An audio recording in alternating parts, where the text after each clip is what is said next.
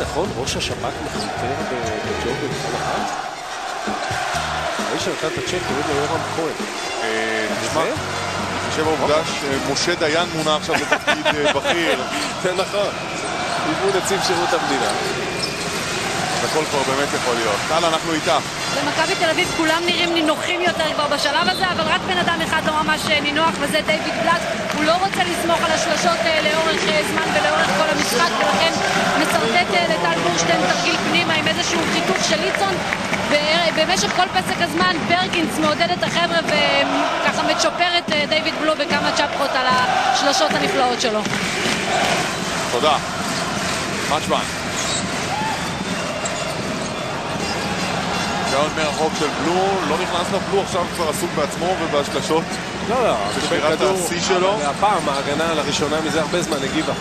בא לו יד בפנים. 3.55. והוא יבזורי. תמה גלבוע הייתה צריכה אותו הערב, והיא בינתיים לא מקבלת אותו בכלל. וכך נראית ההתקפה שלה, פלסי מבוד כדור, אליו אי אפשר לבוא בטענות.